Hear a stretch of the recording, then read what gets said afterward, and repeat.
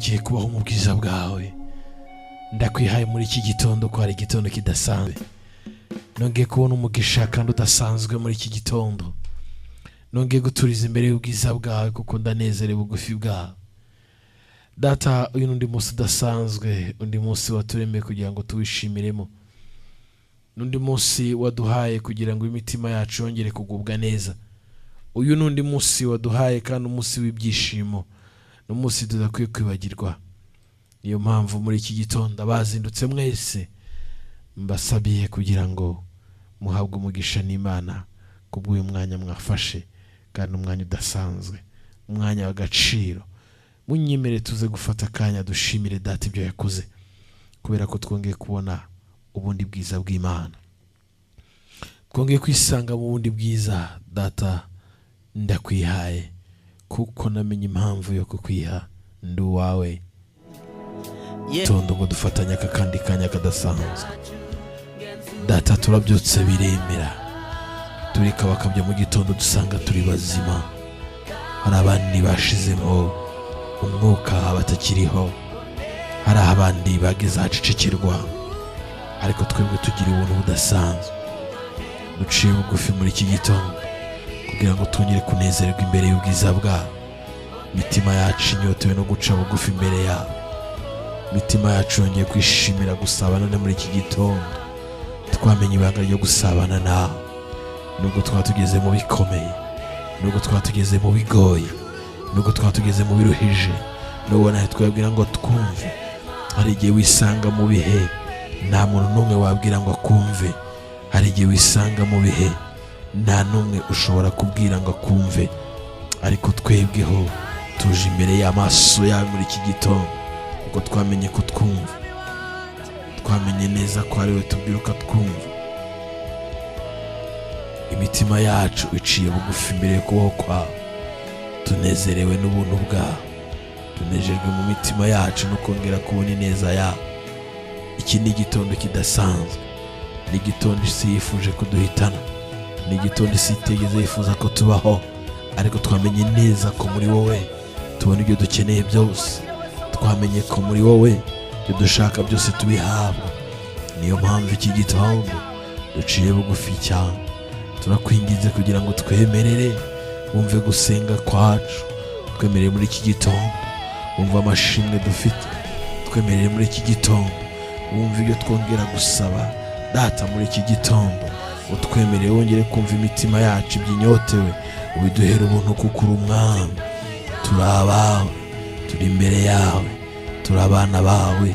Data, tugiriwe neza, tugiriwe ubuntu, kongeye kuzirikanwa nawe. Neza yawe yongeye kudukururira bugufi bwawe mu bwiza. Uyu ni umugisha udasanzwe muri iki gitondo. Iki ni igitondo Data yongeye kuturemera kugira ngo tukishimiremo. Njye nazindutse nisanga ndi amahoro. Ari benshi batakiriho, ariko twe turiho. Ni byinshi byaduhigaga, ni byinshi byaguhize muri iri joro, byashaka kuguhitana, byashaka kukwica. Ariko n'umunezero udasanzwe. Niyo mpamvu muri iki gitondo tubyutse dufite amashimwe. Data, twabonye abantu benshi bari bakomeye ariko ntago bakiriho.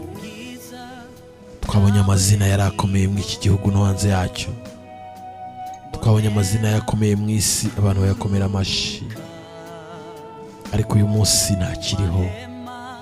Haracyavugwa izina ryawe Kristo, kubera ko ari we wenyine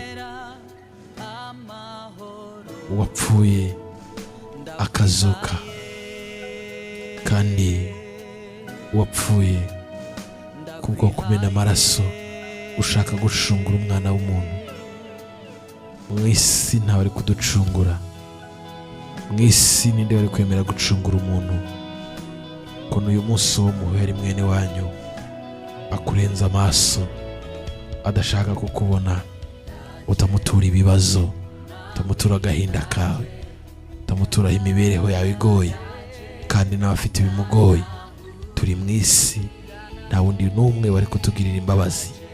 Uyu munsi niba uhura n'umuntu uhazi kandi wowe ushonje udashaka kukugaburira, niba uyu munsi uhura n'umuntu ufite ikibazo kandi we yabasha kugikemura ntagikemure, niba muri iyi minsi abavandimwe birirwa bari gutemana imihoro, bari gutemana imitwe kugira ngo bataza kugabana ubutaka, isambu batazanamushinguramo, ariko bakirwa baryana, ninde wari kubona umwanya wo kujya gucungura undi? Niba umugabo n'umugore bemeranya ko bazabana akaramata, bagakundana ubuzima bwabo bwose, ariko byarangiza ukabona umwe ari hejuru undi ari hasi, umwe ariruka kundi undi arahigana n'undi, ese ninde wari kwemera kuza kwitangira umuntu mu isi akamumenera amaraso? Niba umwana abasha kwanga nyina yaramutwaye amezi 9 yigengeseye, tujya tubibona aho umubyeyi amara amezi 9 harajujubwa n'ubushyuhe, harajujubwa n'uburwara bwa buri kanya, harajujubwa n'inda ntimworoheye, umwana akagera igihe akavuka ariko agahangara guhagarara ku bitugu bya nyina akamusuzugura bene aka kageni. Ese ninde wari kwemera gupfira umwana w'umuntu? Ninde wari kwemera kwitanga? Niba umuyobozi yitanga, umuyobozi w'igihugu, umuyobozi w'itsinda, umuyobozi runaka akitangira abantu ngo arabayoboye kugira ngo bagire aho bagera, bakamugambanira ngo bamwice, bakamugambanira, ese ninde wari gucungura umuntu ko umuntu adashobotse? Ninde wari kwemera kubikora? Umubyeyi akaba yaravunwe n'umwana akamurera, ariko uyu munsi akavuga ati ndamubyarutse ntakiri umwana wanjye. Ninde wari kwemera gupfira umuntu? Ariko uritanga uza mu isi, abari nabo bakusuzugura, barakujoga, bagushinga intoki mu maso.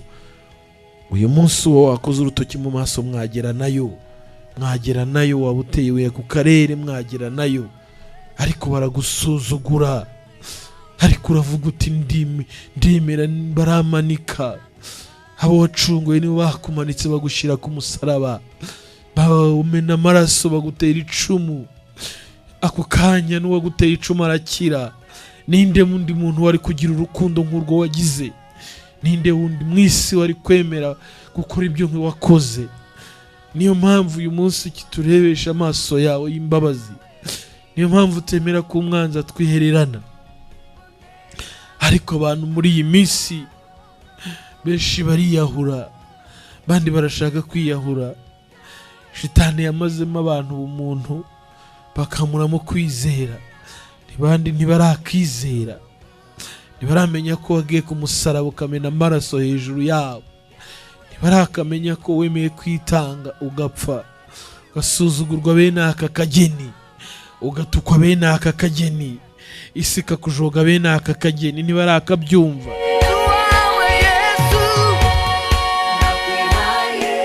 Ariko iki gitondo data turazindutse, twongeye kwibuka iyo neza yawe, twongeye kwibuka urwo rukundo rwawe, twongeye kugira neza. Ese ninde mu isi wari kudukunda? Twavutse ahatafatika, uyu munsi nta n'amateka dufite akomeye, nta n'imirimo twakoze y'indashikirwa. Erega n'ababikoze amazina yawe yaribagiranye, barayasingiza buri munsi, ariko ntibazi aho bari batuye, ntibazi ubuzima bari babayemo.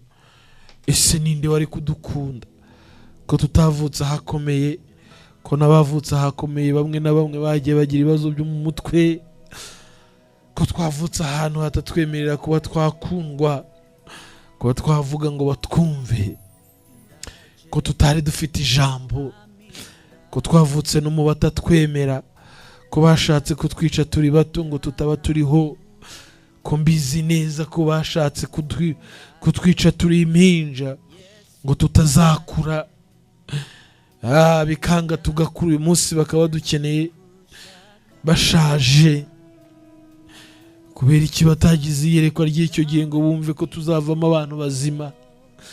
Kubera iki abagabo badushatse babona turi abakobwa beza, bakatuzana mu ngo zabo, kakuzana abona uri umukobwa mwiza. Uyu munsi noneho akababona ntacyo umaze, akabona utabwiza ufite, ariko kubera icyo abandi bo bakomeza gukundana buri munsi, kabone n'ubwo bashaje, kabone n'ubwo ateye neza, ariko aravuga ati nta wamusimbura mu isi, ariko uteye neza, abandi baravuga ko uri mwiza, ariko umugabo arabona ko udagishobotse. N'isi ibabaza abantu, n'uburibwe buri mu isi. Niki cyanezeza umutima w'uyu mugore? Niki cyanezeza umutima w'uyu mwana utagira abarizwa, wanzwe n'umuryango, maraso ye yaramwanze, baramujugunye, ntafite aho abarizwa, ni igicibwa.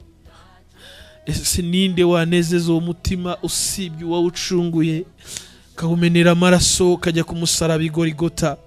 Niwe wanzinduye muri iki gitondo ngo nze angire igikoresho, angire mikoro, acemo avugane nawe muri iki gitondo.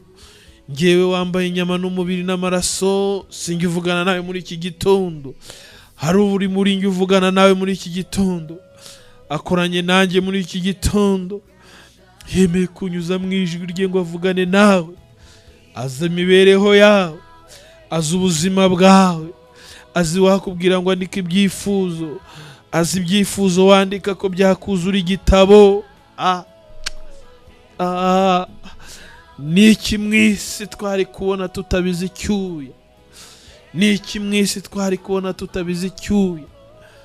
Ariko iyo ubizi icyuya, birangira uwo wavunikiye, birangira uwo wakoreye, birangira bagutesha agaciro, birangira urwanya ishyaka, ukamurwanira ishyaka ugatutubikana, ukemera gutuka ugasuzugurwa, kanga kumvira tante wawe waramwumvaga, kanga kumvira so wanyu waramwumvaga, kanga kumvira nyogosenge, ugafata umwanzuro. Uyu munsi uwo watutubikaniye niwe uguhindutse, niwe ukugize umusazi, niwe ugutesheje agaciro. Ese isi ni iki yakwitura? Nihe nyiturano y'isi n'abantu? Ninde wakwitura mu isi? Abo yabambiwe ku musaraba i Golgota nibo bamubambye, abo yahaye ubuzima nibo bamwimye ibyo kurya. Yesu yaratotejwe, ariko yabaye urugero rwiza nshuti yanjye. Ibuka mu isi ko bakurebye akanya gato, uyu munsi bakabona ushaje, nta bitekerezo bizima, nta bwiza ukigira, nta tayi nziza ukigira. Yaraguhengamishije, ariko uyu munsi agutesheje agaciro, agiye gushaka abateye neza. Ese mu mitekerereze ye urumva hari uwo muntu afite? Urumva ari gutekereza agaciro kuba mukunze? Nta mafaranga yari afite, yari akennye nk'abandi bose. Imana imugirira neza, imigisha igenda yikurikiranya isa n'imigisha y'amafaranga. Abona amafaranga y'intica ntikize, kandi nayo atagura umudugudu. Uyu munsi yarayakurutishije, uyu munsi yaragusuzuguye. Data aravugana nawe muri iki gitondo, kuko uyu muryango muri iki gitondo dusengera ni umuryango dusengera urimo abana ejo bazavamo abayobozi bakomeye. Ni umuryango uzavamo abapasitori bashobora gufasha abantu, bagafasha abantu mu myizerere. Ni umuryango uzavamo abafite umumaro. Ariko uyu munsi Sekibi yawinjiyemo, biteye agahinda. Wa mwana wagombaga kuzavamo wa wundi tuvuze nk'umuyobozi, munsi arabona bidakunda, arasohotse agiye mu muhanda. Uyu munsi wasigaye uri umupfakazi. Ariko noneho nubwo ubuzima buri kugucanga, nubwo ubuzima bukubabaje kandi bukugoye, ndagusengera muri iki gitondo, kuko Mwuka w'Imana aza ahuba, aza aho utuye, azi ko abana biga cyangwa batiga. Isi yarazi gushakisha, ariko we ntabyo wari wishoboreye w'abandi. None isi imaze kukwigisha, ariko hari andi marira ari kuvuga hirya, ari kurira, avuga ngo ndutwa n'uwapfakaye. Yumve ngo nari n'ukwifuza umeze nkawe, yifuza ko yamera nkawe, ugati ndarutwa n'uwapfakaye, basi bikagira inzira nkabimenya ko napfakaye. Uwo n'ufite umuryango, abantu bafite ibikomere mu mitima, ariko cyane cyane bishingiye ku marangamutima yabo. Abantu bafite agahinda, urebye ibyifuzo nakira buri munsi, wafatanya nanjye kugira icyifuzo cyo gusengera umuryango.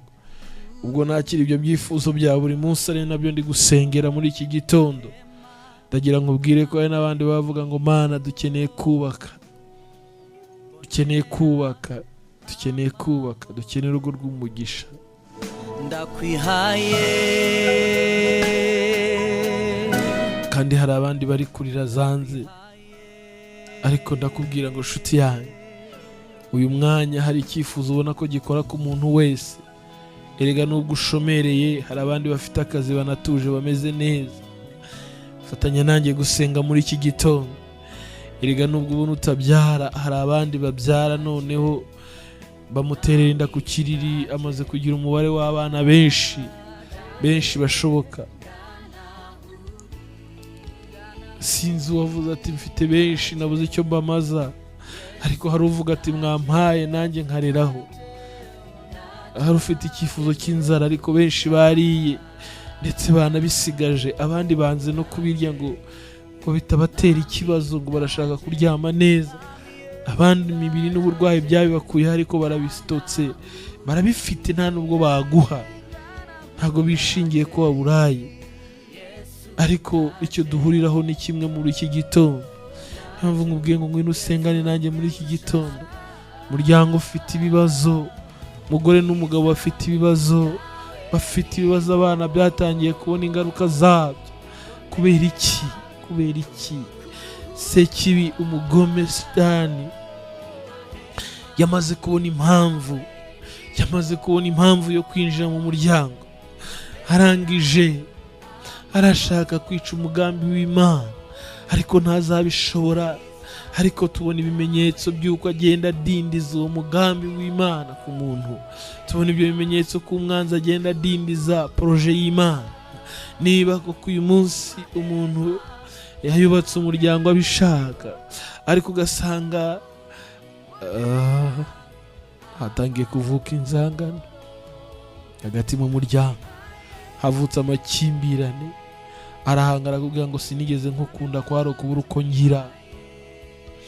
Akaba bizi neza ko ibyo bintu yabikoze mu mutima birimo.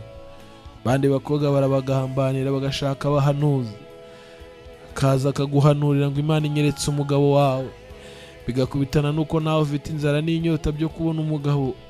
Uti data urakoze kuvugana nanjye, byahe byo ukajya. Baragutuburiye, nawe ukagenda wagera ejo mu gitondo kare nta minsi ibiri uramara, ukumva hari undi babihanuriye, kumva mukeba wawe arakomanze, ukabona mukeba wawe yanditse message ngo urare neza bebe.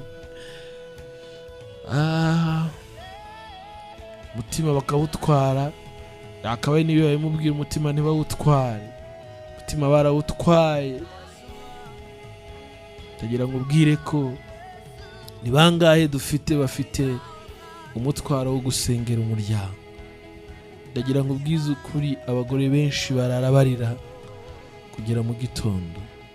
Ariko wa mugabo, niba hari umugore urararira ku bwawe, niba hari umwana arira ku bwawe, wanyumva utanyumva, umenye ngo umutima wawe wuzuye ubugome, umutima wuzuye agahinda, kubera ko nawe ubwawe nturiho, ntabwo uri muzima. Nawe ukeneye ubuzima. Turagusengera mu izina rya Yesu, turagusabira ubuzima muri iki gitondo, kubera ko nawe nturi muzima. Iyo uza kuba uri muzima, wakabaye umenya kurara ubabaza umutima w'undi mwana, wakabaye uramutse uzi neza kurara ubabaza umutima w'umuntu ufite amarangamutima uri kwangiza. Ndakurahira ukuri kose, data ntumukunda, kuko ntubasha gukunda Imana utareba. Fata mwene se ukamutera agahinda kangana nako wamuteye. Nanjye ndumva umwuka w'Imana avugira muri nge muri iki gitondo, ngo urwaye indwara, kandi indwara ikomeye. Ese witeguye gukira? Witeguye gukira nshuti yanjye? Ngo data gutabare. Wabaye umusinzi, ubuzima bwawe nta wundi wabujyanye. Kandi hano hanze hari ababyeyi bari kurira, abagabo barafunzwe, akavuga ati uyu munsi ndi njyenyine. Ndakakubwira ati reka bamufunge, yagiye ku ishuri, yagiye kwiga. Ndakakubwira ati umugabo wanjye yari nka papa, yaransize yaragiye. Ndakavuga ati ni ukuri ibyo afungiwe n'ibyo yarabikoze, reka bihanirwe. Ndakakubwira ati ndahamya neza ko umugabo wanjye arengana, ntabwo nzi icyo yazize pe, ni ibinyoma.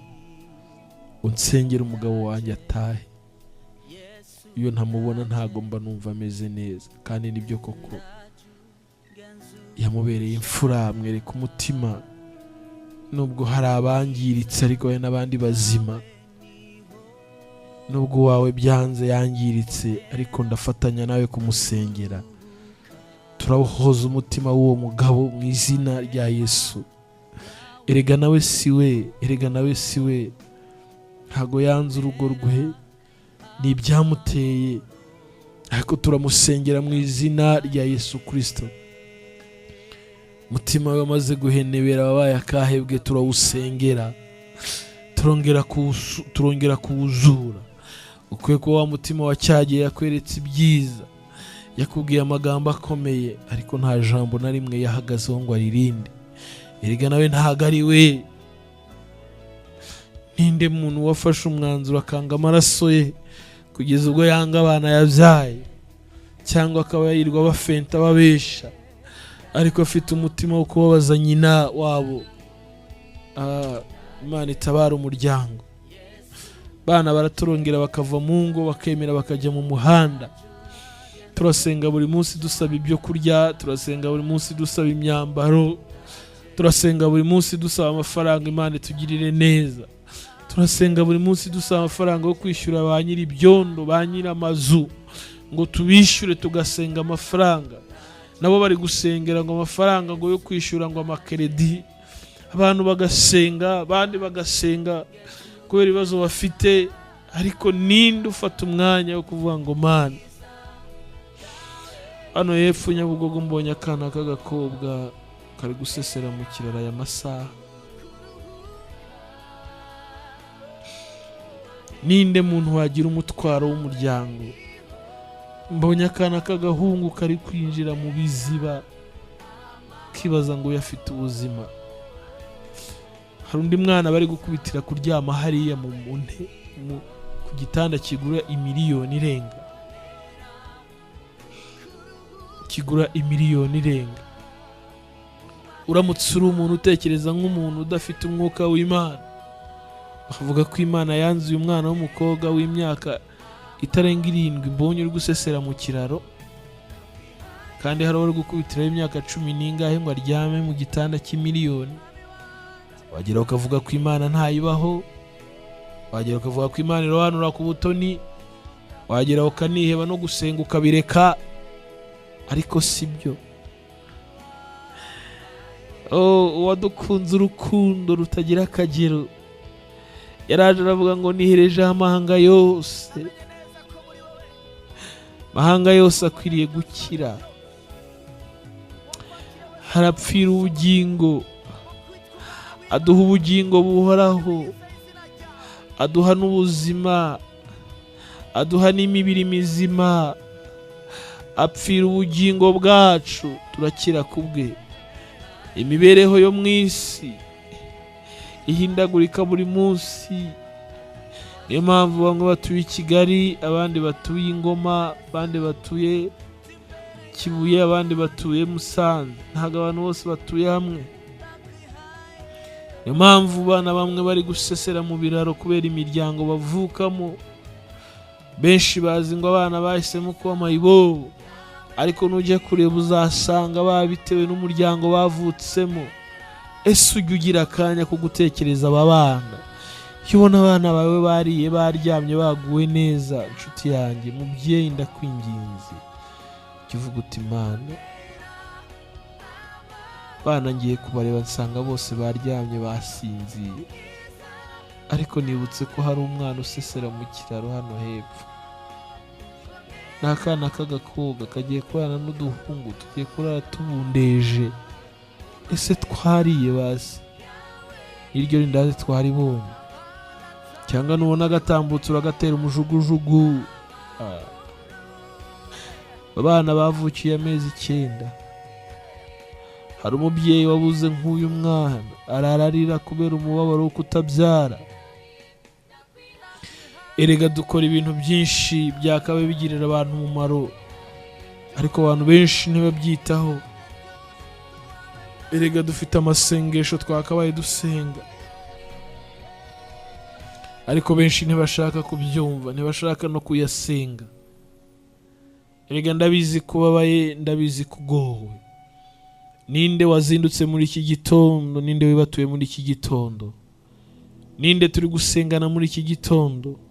Ntago mbizi niba uhagaze, ntago mbizi niba uri kugendagenda, ntago mbizi niba wicaye, ntago mbizi niba uri kujya mu kazi, ntago mbizi, ntago nzi position urimo, hari n'uryamye. Ariko muri iki gitondo wagize umugisha, wazindutse nge nawe ngo dusengane muri iki gitondo twibatuye. Niba tuyikorane nge nawe.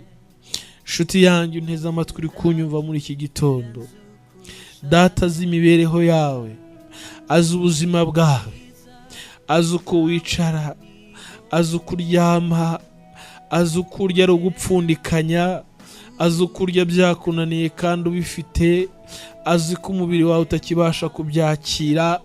Arabizi ko nawe birya ukabimena, arabizi ko hari ababuraye, azi imibereho yawe n'ubuzima bwawe. Ariko aravugana nawe muri iki gitondo, mwana wanjye, ubuzima buri kukurusha mu isi, ubuzima buri kukugora mu isi. Hari umunsi tuzaruhuka imiruho, hari umunsi uzaruhuka imihate. Maze umuririmbyi arangije aravuga ngo, maze nintumirwa ngiye gupfa, nzagira ibyiringiro bitavugwa, nzajya aho abera batuye, nzajya aho nta mfubyi ziba, nzajya aho nta bupfakazi buba, nzajya aho nta muruhuba, nzajya hataba amayibobo, nzajya hataryama bari ku buriri bwiza, nzajya ahandi hataba indwara iyo ari yo yose, nzajya hahandi hahindutse imibereho idasanzwe, nzajya aho nzabona iby'amaso atabonye. Erega wabonye ibiri imbere yawe, aho utuye aho n'ibyuzi. Munsi hari igihe ugera n'ahandi utaruzi, ukabona iby'amaso yawe atigeze abona. Ariko rero ndagira ngo nkubwire, hari umunsi uzabona iby'amaso atigeze abona, hari umunsi uzumva iby'amatwi atigeze yumva. Ubwo bupfubyi buri kukubabaza, ndakubwira ko hari umunsi buzarangira. Ubwo bupfakazi buri kukubabaza, ndakubwira ko hari umunsi buzarangira. Ubwo burushya utangiye kuruhukira muto, ndakubwira ko hari umunsi bizashira. Ubwo buzima ubayemo bwo gupfundikanya, ndagira ngo ubwire ko hari umunsi bizashira. Tubonye ibimenyetso, tubonye ubuhamya, twumvishe imirimo Data akoze, tubonye intambwe abantu batera. Urabyibuka ejo bundi wari mu ishuri, ugenda wambaye agakanzu cyangwa agakabutura, ubona uru ruhinja, none dore urashaje. Uko ubona iyo minsi igiye ikurikirana, ubona igiye nk'umurabyo, niko n'ibikuzitiye imbere yawe bigiye gucaho nk'umurabyo. Niko uzamenya ko hari ibyo amaso yawe ateguriwe kureba, hari ibyo amatwi yawe ateguriwe kumva. Ndabizi ko mu isi tubana n'abantu, ariko natwe turi abana. Uyu munsi nawe urabizi neza ko kamere yawe irakugoye kubana n'abantu. Uvuga nabi, subiza nabi, ureba nabi, ibibazo byawe ushaka kubyikoreza abantu, nawe nyir'ubwite byakunaniye.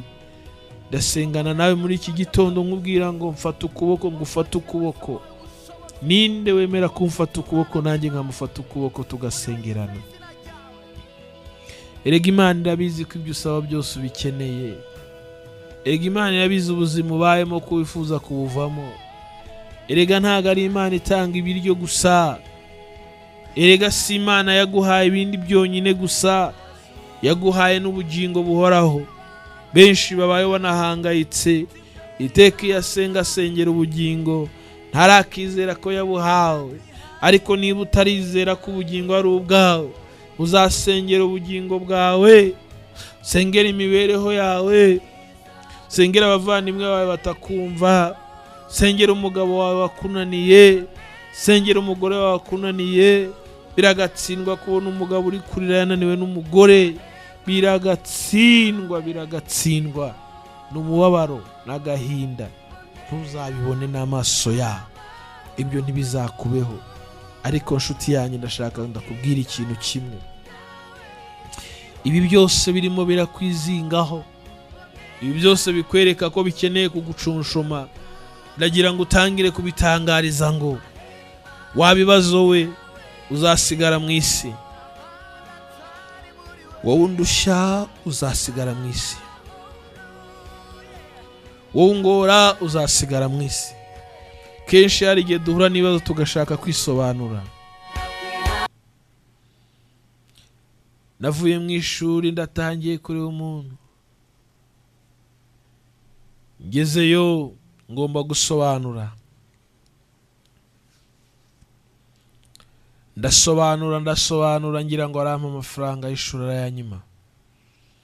Ahubwo arangije arantuma ati njyaniye iyi telefone, ayima ipfuye. Icyo gihe telefone cyari ikintu gikomeye. Ayima ipfuye, abizi neza ko ipfuye, ngo yinjyanire kwa runaka. Yigejeje kwa runaka ayifungura ndeba, ati kunzaniye telefone yapfuye. Aramuhamagara, ati we, ati nayimuhaye ari nzima. Ati reba niba atayihinduye, ati wasanga yahinduye cyangwa yayicokoje yayishe. Barangije barambwira ngo telefone ngomba kuyiriha. Sinari mfite ahantu nerekeza, sinari mfite uwo ntakambira, sinari mfite uwo mbwira. Ndangije ndeba abo bantu bombi ko ari babiri, bareba mu maso ngo kudasobanura uko byagenze wanjijiwe. Ndavuga ni nabyumvishe ko ari ukuyiriha, kandi koko ndi injiji. Niyo ntaza kuba injiji, ntabwo iyo telefone iba ipfuye. Ngo kudasobanura uko byagenze. Ndavuga none ndagusobanurira iki? Ntabwo mfite ibyo gusobanura. Telefone wayimpaye ari nzima, telefone nyigezaho yapfuye. Mwuka w'Imana aze kuri wowe n'ubuzima bwawe. Mwuka w'Imana aza kwigishe kuvuga imbere y'abantu. Mwuka w'Imana aza kwigishe gusobanura ugeze imbere y'abantu, kuko uvuga n'ibidakenewe nyuma bigukoreho. Ndaceceka, fatwa n'ikiniga gikomeye, ndavuga Mana, ntago narinzi ko wafata umwanzuro wo kunkora ibi ngibi. Ariko mbyitegereje nsanga nta ruhare rw'Imana rurimo uwo mwanya. Mu byabaye byose uruhare rw'Imana ni uruhe? Ko Imana itafashe kuri telefone. Nanjye ndebye nsanga nta ruhare rwanjye bifitemo. Nsanga ufitemo uruhare n'umwe, ni uwampaye telefone. Ari ndamuhindukirira ndamureba, ndahagana Imana imbabare ko nari ngiye kurira mpagaze imbere yawe. Ariko amafaranga wifuza yose nzayabona nyaguhe vuba. Ngo oya, ngo zana iminsi, kuvuga iminsi uzayishyura. Kwisobanura, ndavuga nti oya, ni mu cyumweru kimwe Rugome nabonye amafaranga nkoresha iyo telefone. Ngo oya, nguragura telefone.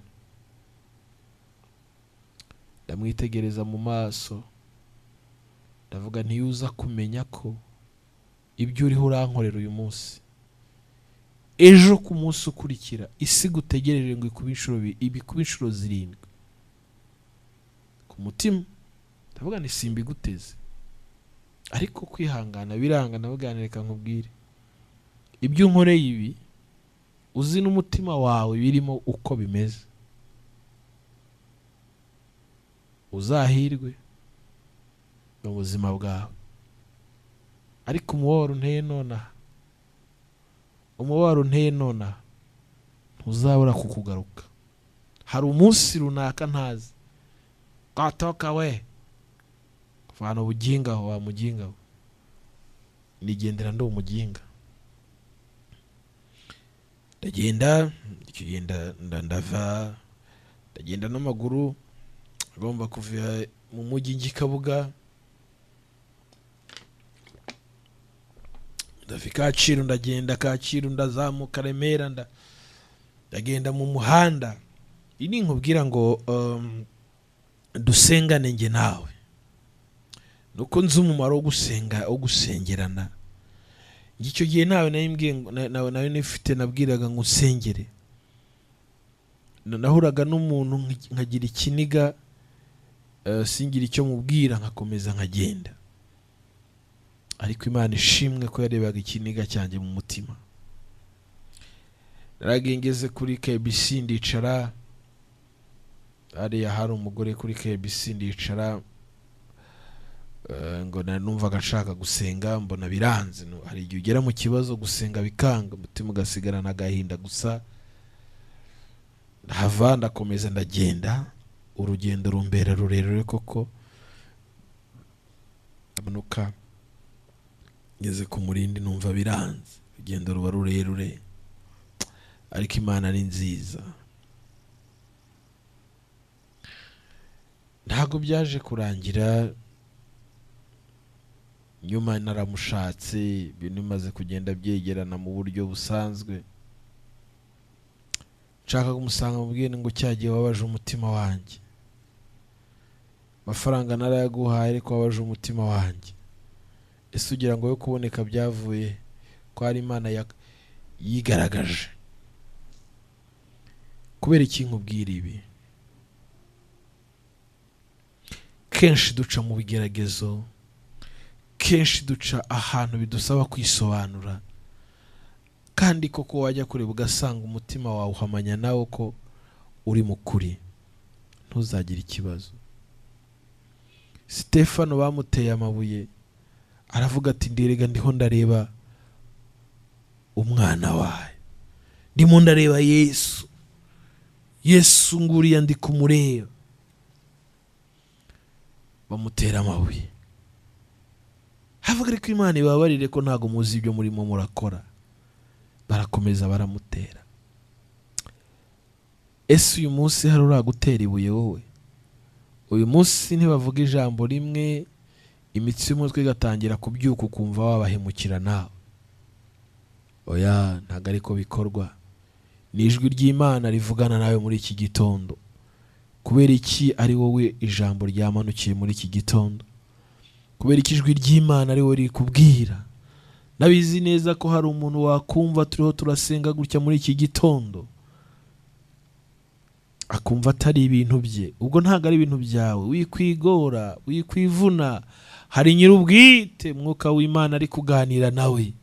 Hari umuntu Imana iri kuganira nawe muri iki gitondo. Hari umuntu Imana irimo iravugana nawe muri iki gitondo, kandi ijwi ry'Imana uri kuryumvisha amatwi yawe. Ese ntago wakumva icyo Umwuka ashaka kuvugana nawe muri iki gitondo? Ni bangahe barenganya abandi? Si umuvandimwe wawe, si umugabo wawe, si umwana wawe.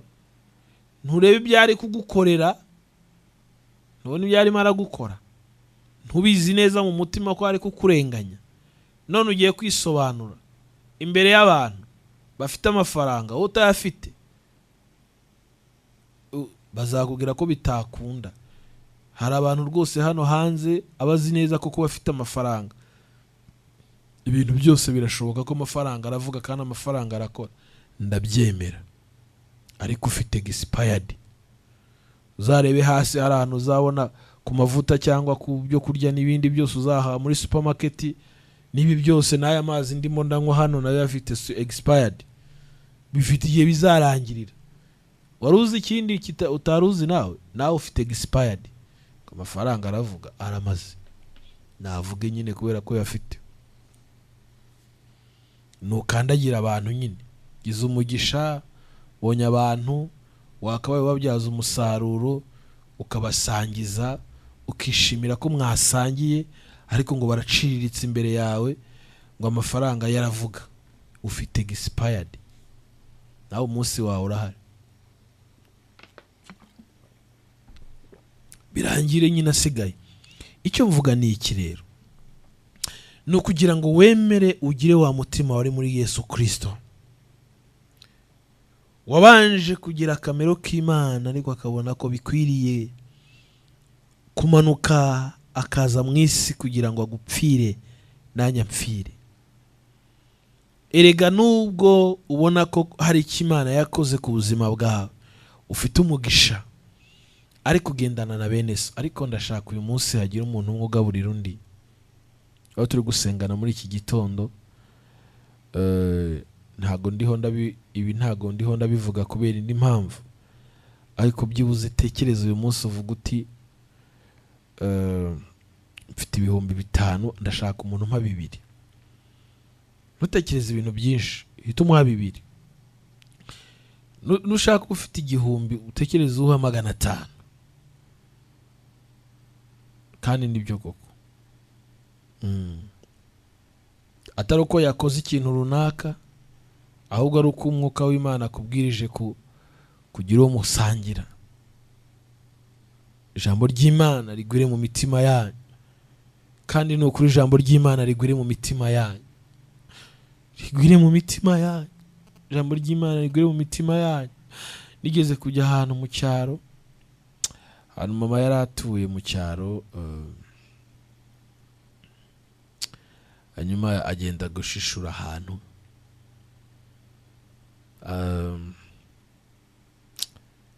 bamuha ibyo yari yagiye gukorera. Noneho nari muto ariko ndabyibuka, nivuye n'ubuzima bwanjye busanzwe bwo kwibera ku muhanda. Noneho nsanga aho hantu nyine bavuga amagambo yiyongera ku byo bari bagiye kumuha. Ndayumviriza, maze kuyumviriza ndigendera, ndataha, ndabasezera, nditahira. Bambonaga nyine nk'umwana udasanzwe. Noneho ndamubaza nti ariko uzambwira amateka yawe?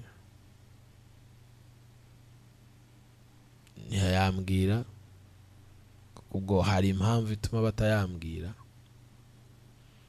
Nza gutekereza, nitahiye kugera iwacu. Ubwo nyine iwacu ntuhazi.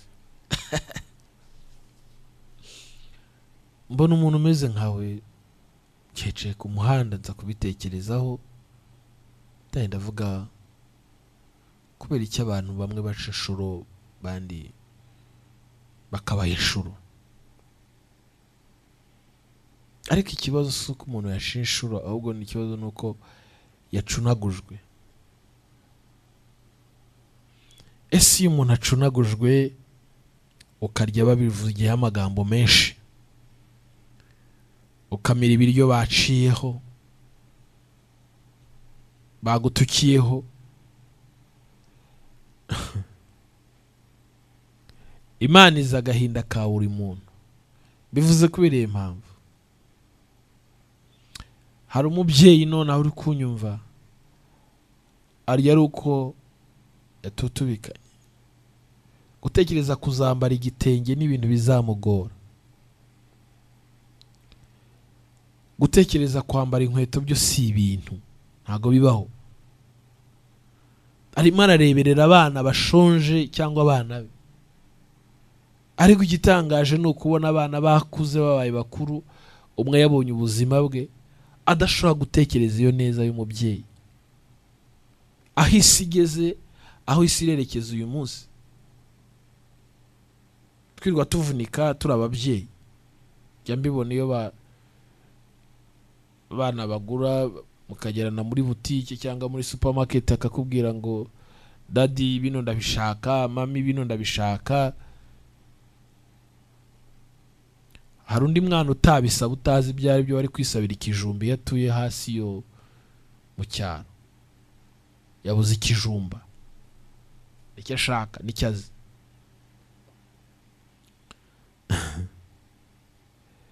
Ariko reka nkubwire, ubuzima bwose urimo si uko Imana iri kure yawe, bugufi bwawe.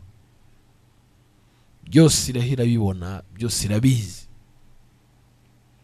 Ariko kuvunitse uri umubyeyi, umwana gusaba ikijumba, ejo wabona ubushobozi buke akajya ku ishuri, cyangwa akava ku ishuri ariye akaza akaryama.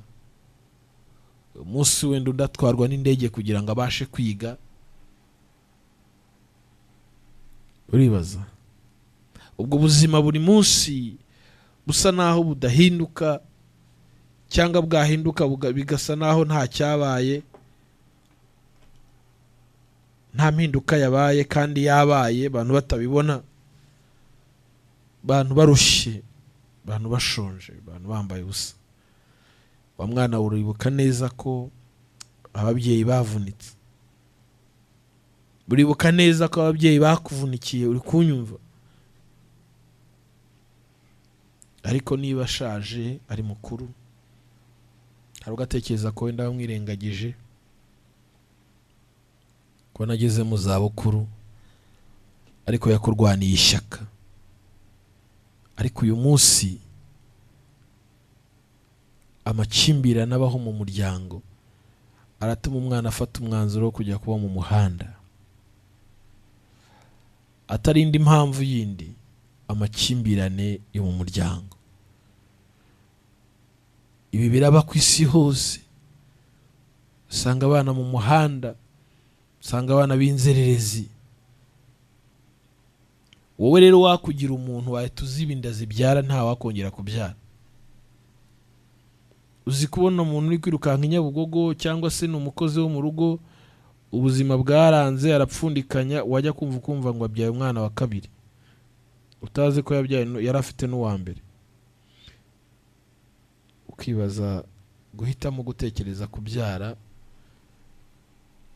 udafite aho uzamurerera, nta kindi witayeho ngo hazarera Imana. Nibyo koko iremera abarera Nyabugogo mu biraro, ubwo wowe ntuziyita umubyeyi ko nyine hazarera Imana.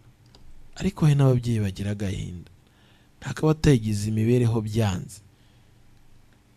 Ubu buzima bwose burimo urabisikana n'abantu, ariko ufata akanya uganire n'ubuzima, ubwire ngo wakibazo we, ubwire wa mibereho we. Nubwo uri muranjujubye uyu munsi, nubwo uri muranguguna uyu munsi, ariko hari umunsi nzasinzira, nanjye nzagira umunsi wanjye, nanjye hari umunsi nzagira nsinzire, ninkanguka nzabona Imana.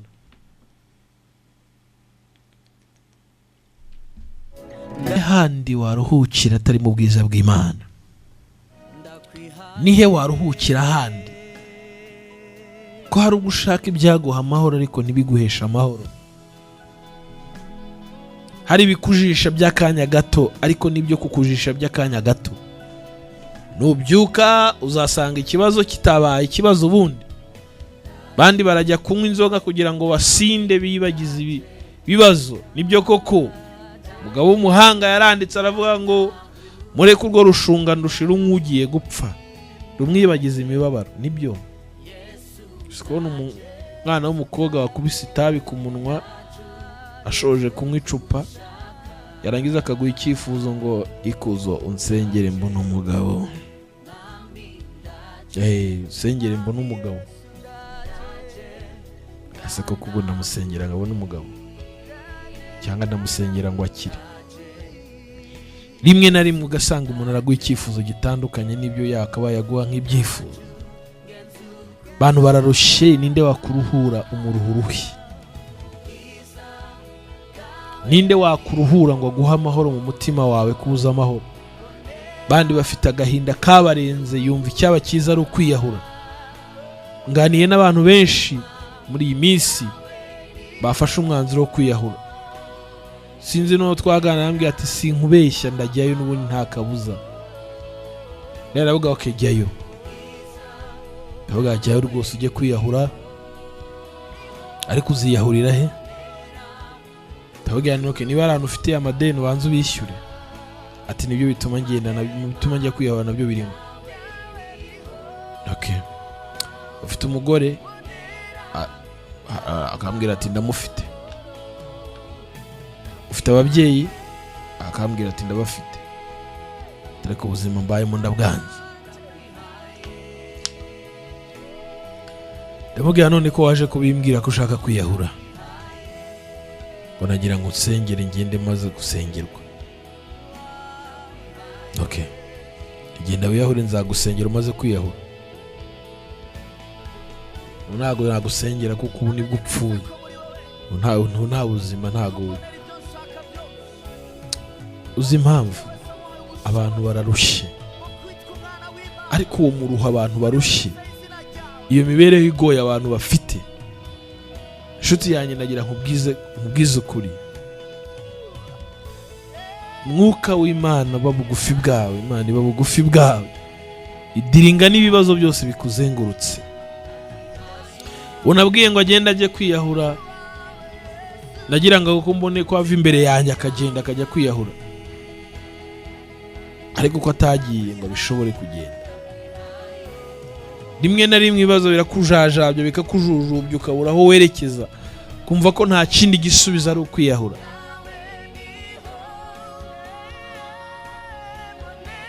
Agahinda kakubanya akagahinda, ngo reka bavuge ni mu gihe, cyangwa reka bavuge nuko batarabona.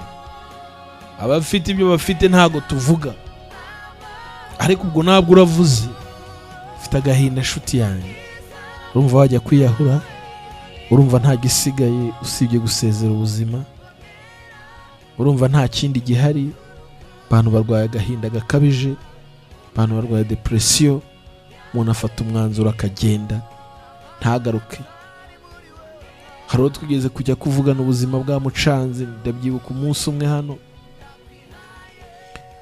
nigeze mbivuga ari mu gitondo, avugana ariko hari umuntu ushonje nshaka ko tugaburira. Icyo gihe tumuterateranyiza amafaranga, aryama ku gasozi n'abana, ari indushyi, umva indushyi, ariko ufite abana babiri n'uruhinja rwa gatatu rurwaye ibiheri, ariho mu buzima bubi. Murabyibuka hari abantu twari kumwe hano, munyumva turi gusenga, ndababwira ni mugaburira umuntu ukozweho akamugaburira, ariko uyu munsi nawe ugira ugaburira nawe. Ariko ikintu gitangaje, uyu munsi Imana aramutabaye, afite akazi, ameze neza, n'umugore umeze neza. Reka nibinkundira nzamubwiye ntishima Imana. Ariko hari n'ugera ahantu akahita abona ko ibintu bihindutse, akaba atakwemera kuvuga uko yari ameze. Ariko wenda bizi ntago wabikora, ntuzibagirwa ineza y'Imana.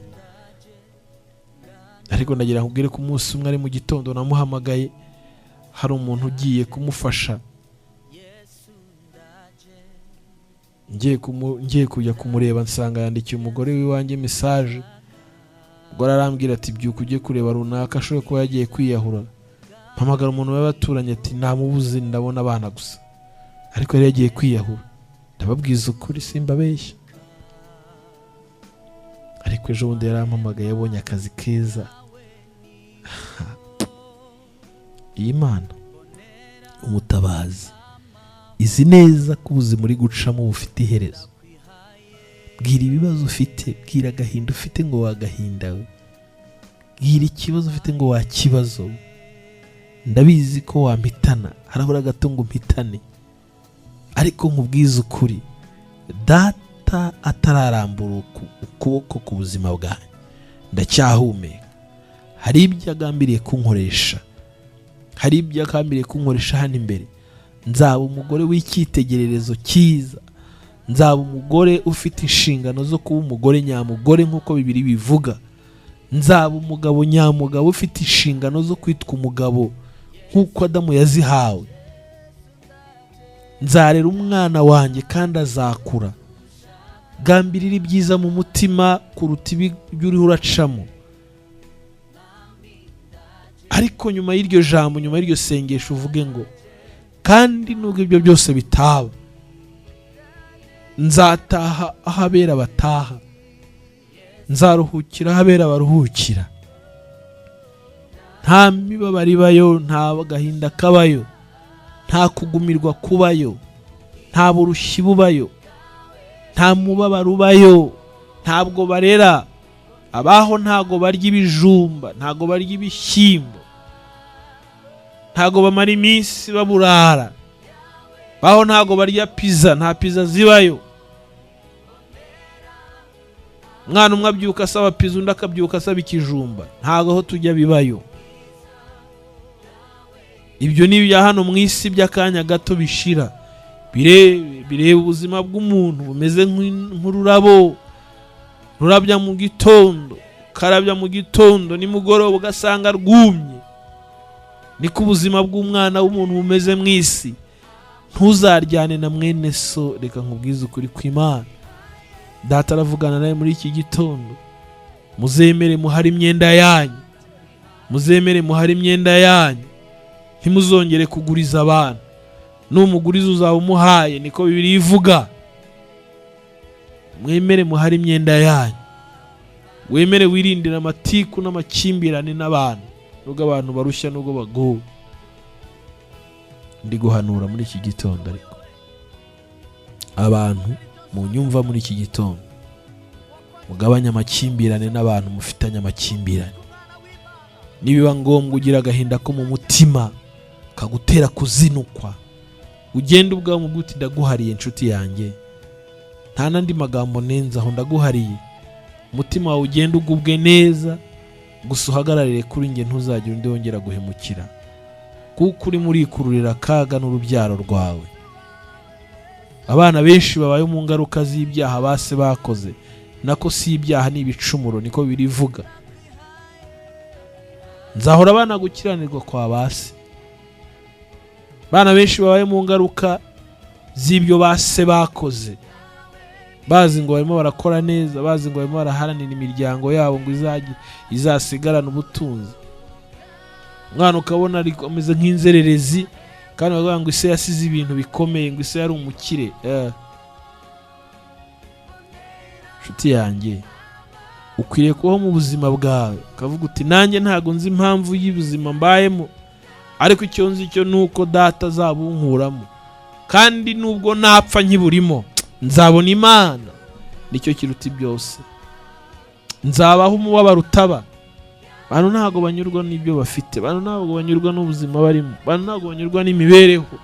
Nubwo tubona ko dufite ibyifuzo dusengera, ariko hari n'abatemera kunyurwa n'imibereho n'ubuzima babayemo. Hari n'abumva ko bashubijwe bagezeyo, ntabwo uragerayo. Uribeshya wowe, uribeshya.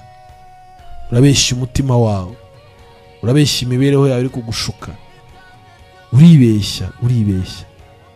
Waca bugufi, wabana n'abantu bose amahoro, wakwirinda amahane, wakwirinda amakimbirane,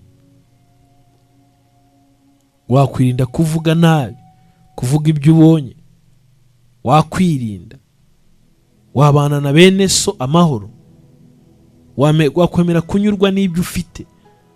Abagore benshi barasohoka mu ngo zabo, bagasohoka kubera ubukene, adashobora kubwihangana. Bamuzanye ari umukobwa wisiga amavuta yo mu giciro gihenze, munsi ntayakibona, arasohoka. Urimo urakurura se kibi mu rugo, uzana amakimbirane n'umuryango, abana uzabateza ibibazo, abana uzabateza mwiryane, nawe bizagutera ikibazo mu mitekerereze yawe. Ntabwo waba uri umugore ubona n'abagabo 2, 3, 4. Ibyo bintu si ibyawe, ntabwo ari ibyawe. Bihunga udapfa, urica ubugingo bwawe. Ku buzima bwari bwanze, imibereho yari yanze. Inzu umugore wigeze kwicwa n'inzara, aragenda yizirika mu nzu n'abana, barabwira ati muguma aha ngaha.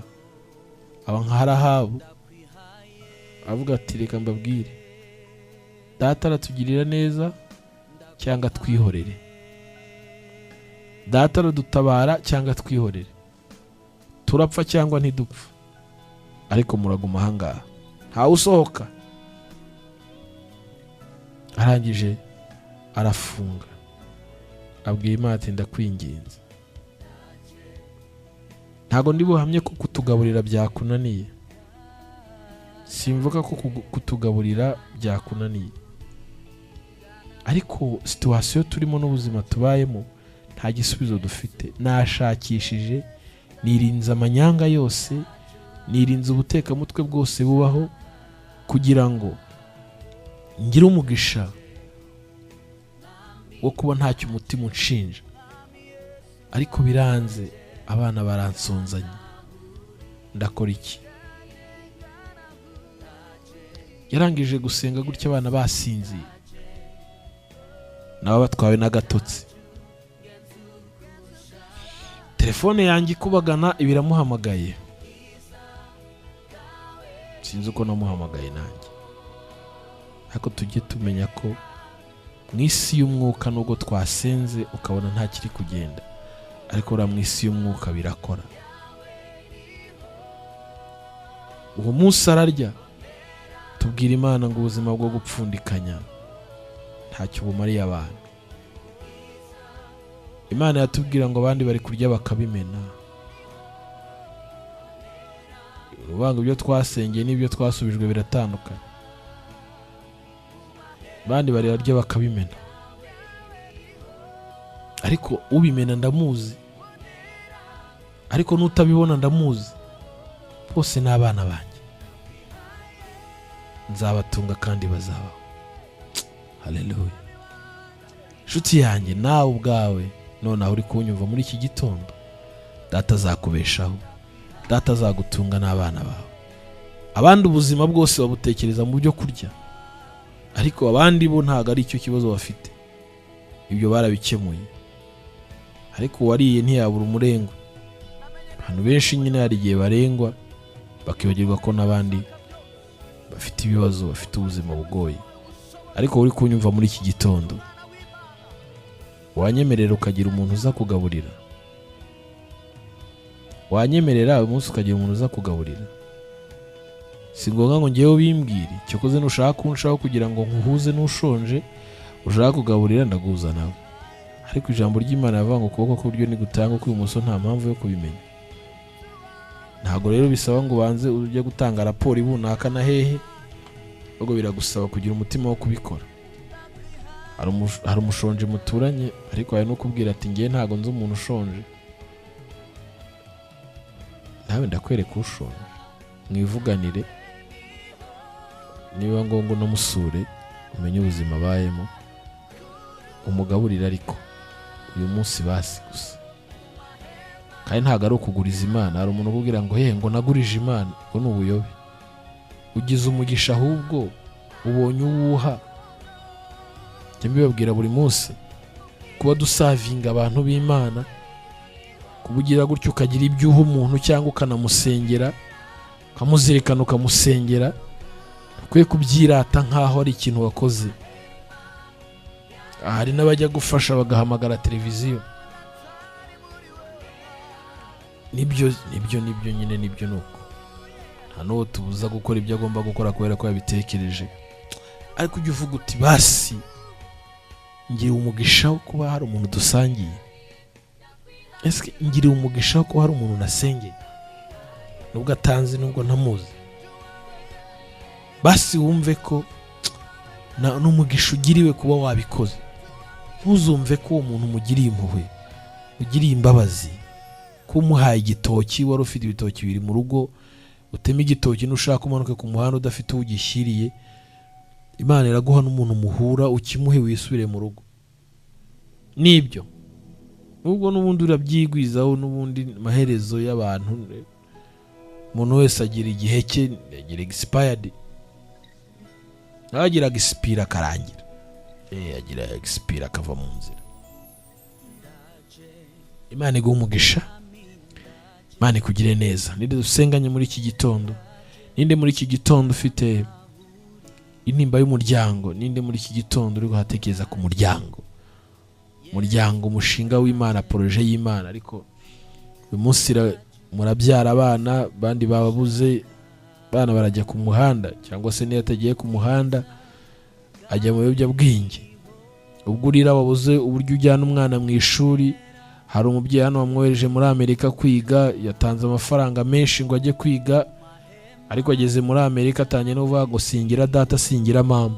Umva ko gahinda, ariko ufite agahinda ko wabuze ubushobozi ngo umwana ajye mu ishuri, ko amashuri yegereje, ko amashuri twayatangiye, ko abana bari mu ishuri, wishyuye minerivare, wishyuye ibikoresho, nturimo urarira agahinda ntikakwishe. Nkubwire umubyeyi urimo ararira watanze amafaranga abana bakajya kwiga hanze, bagera bakamwihakana cyangwa bagiye kwicwa n'ibimogi, cyangwa abandi ukagira ngo azakuzanira umukazana cyangwa azakuzanira umukwe, wajya kubona ukabona azanye uwo bahuje igitsina ngo ni umusheri wakuzaniye. Ako gahinda uzagakira wowe? Urumva umubabaro abantu bafite ukuntu ungana? Urumva ibyo gusengera ukuntu bingana? Ntabwo rero tuzajya gusengera abantu bashonje bafite ikibazo cy'akawunga, utunze imifuka 3 mu rugo cyangwa kandi hari ibindi byo gusengera. Ese kubirunda aho ngaho minerivare si nkubwira ngo ubuze umwana yo kujya kwiga muri Amerika kubera ko Imana yaguhaye ubushobozi n'umugisha. Nyine umwana nagende yige n'umugisha, zaza n'umugisha. Turasenga buri munsi kandi ngo aba bana bagira indangagaciro z'Abanyarwanda, bamenye kirazira, bagira ubukristo hariya kubera ibyo bizeye. Ugira indi myizerere mishya muzanamo ayinetralize mu izina rya Yesu. Umwana agumana iyo myizerere yakuye kuri se na nyina. Dufite ababyeyi Imana ikwiye guha umugisha, batoje abana babo barabigisha. Bona ari umwana ufite ibyo yateguwemo, ariko nubwo twe tutagize abadutoza ngo batwigishe, wanamubona ukamubona umunsi umwe, wagira umugisha wo kumukuraho kamwe, ariko Imana yaradutoje iratwigisha. Nta wundi muntu wari kutwigisha, twe ntawe twabo. Ninde wari kutwigisha? Ninde wari kwigisha kakana k'agakobwa nabonye kari gusesera hano mu kiraro? Ninde wakigisha buriya?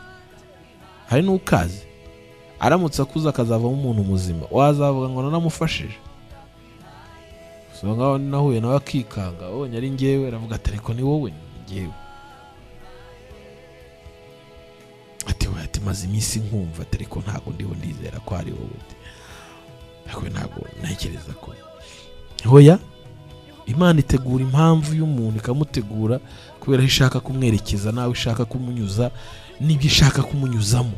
Aha nanjye mfite misiyo mu isi, misiyo yanjye nirangira nzagenda, ariko mu gihe ngifite misiyo mu isi Imana imfashe kuyikora neza, kandi ninyikora sinyirate, ahubwo numve ko hari ubuntu ngiriwe kugira ngo iyo misiyo nyitange.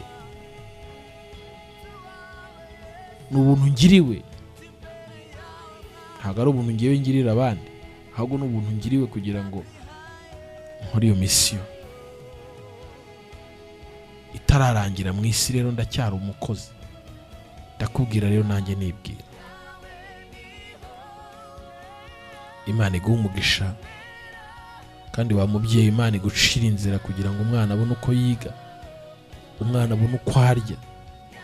Buriya niba uri umubyeyi umwana rwose akicwa n'inzara, sinkubeshye, nubwo ufite agahinda, ufite n'ikibazo gikomeye, ukuri kw'Imana ntabwo nkubeshye. Ariko data z'ubuzima ubayemo, data z'imibereho urimo, hari abantu turi gusengana muri iki gitondo baraye barira, babyutse bafite agahinda. Abo bizeye bababereye babi, ariko data arabizi ko nta ruhare wabigizemo, cyangwa se data arabizi ko uri mu ngaruka z'ibyo wakoze. Nawe wasanga urimo urazira ibyo wakoze.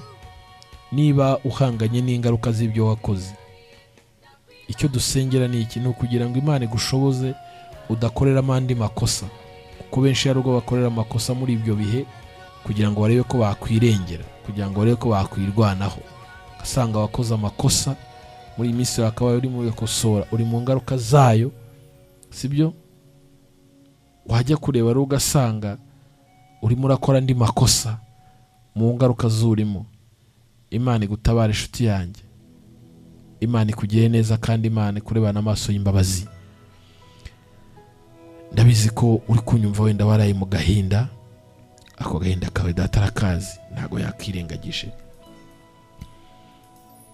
Wenda uri kunyumva waraye urira nyamugani, cyangwa se urara wirigurira nawe uzi icyerekezo cy'ubuzima bwawe.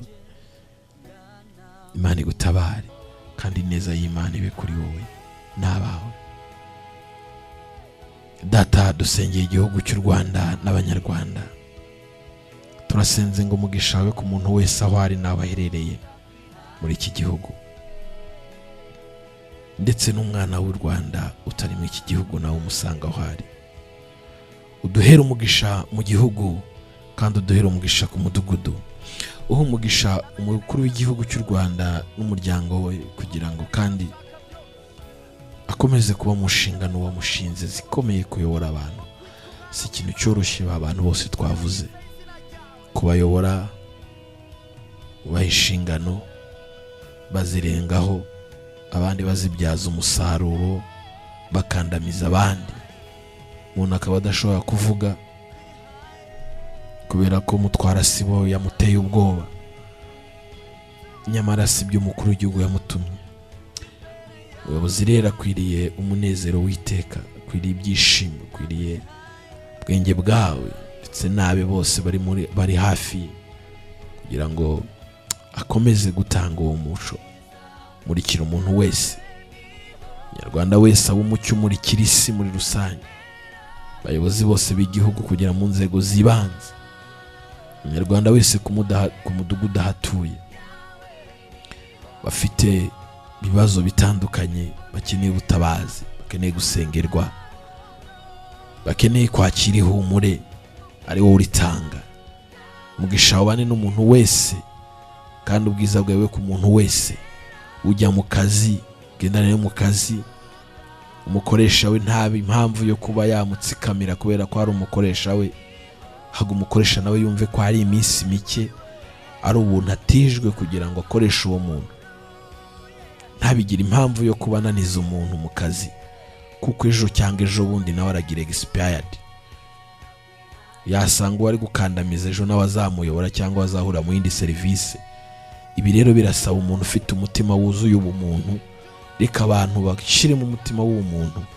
Abantu benshi bafite umutima ukomeye cyangwa se umutima wahindutse, uhindura uwuzuzo w'umuntu, kugira ngo umuntu wese yumve ko mwene se amufitiye umumaro kandi bakwiye kubahana. Nubwo yaba ari umukozi wo mu rugo ukoresha, wumve ko bikwiriye kumwubaha, akakubaha, ukamwigisha nk'umwana wawe, agatora imico nk'iy'abana bawe, atagira imico kandi nabwo akigendera, kuko hari n'abananirana. Reka rero ugire umutima wo kumva ko kuri muri wowe ariko kuri kukwiye kujya hanze, ariko gukwiye gufasha abana. Ineza yawe ibane n'umuntu wese muri iki gitondo, kandi wemera kwakira yakire. Abafite imanza ubahagararire, kuko benshi bararengana, bandi bararenganwa, ariko wowe uri umucamanza utabera. Abantu bari mu bitaro, abarwaza bararambiwe, ariko bo waba bugufi, bandi barabugiye kujya kwiseta uyu munsi, babyeyi bari buze kubyara, bose uze kubaganiriza mu cyumba baraba barimo. Udafite urubyaro nawe urukeneye urubyaro, uri gupfundikanya kugira ngo abana barya agapfundikanya bikanga. Reka amapfunda ari gupfundika rwose yemera apfundikike, mukanya umuramburira ikiganza cyawe. Umuntu asengera ibyo bingana n'ibyo yifuza, ure kwifuza kwa buri muntu. Umuryango dusengera buri munsi urimo ikibazo cy'amakimbirane no kudahuza kubera umugome Sekibi, uwo mwuka uwurandure, uwuce rwose pe. Umuntu wese aturize mu muryango kandi yumve ko ari we inshingano zireba, kugira ngo abe icyitegererezo cy'umuryango, abana bamureba. Umugisha we ku muntu wese, ineza yawe ku muntu wese muri iki gitondo, ubwiza bwawe bugendane n'umuntu wese aho ajya. Umushomeri nawe wirwa mu rugo, wirwa ashakisha aterateranya, umugenderere.